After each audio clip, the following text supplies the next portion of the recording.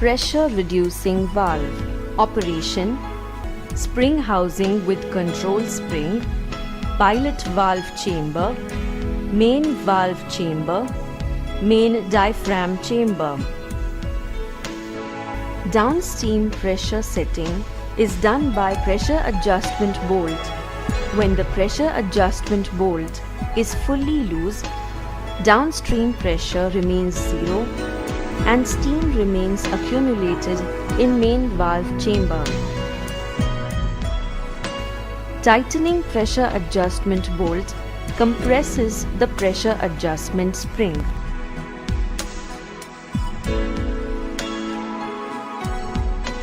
This results in deformation of pilot diaphragms, which in turn pushes the pilot valve plunger and SS ball against the spring located below, causing pilot valve to open.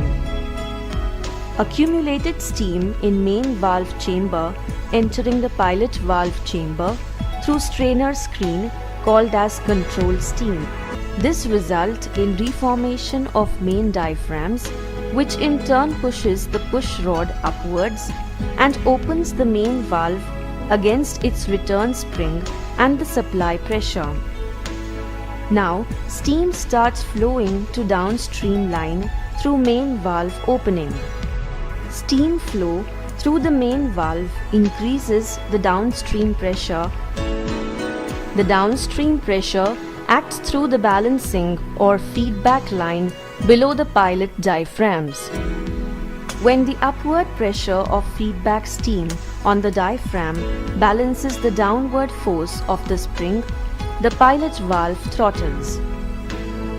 Steam passing through throttled pilot valve maintains controlled steam pressure under the main diaphragm and positions the main valve to pass just enough steam to achieve the desired downstream pressure.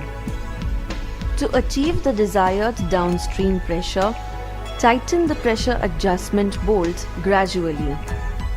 Once the downstream pressure setting done, an increase in the downstream pressure caused by a reduction in the steam load will move the pilot valve plunger upward and reduce the control steam flow under the main diaphragm, which in turn reduce the opening of main valve and maintains the set downstream pressure.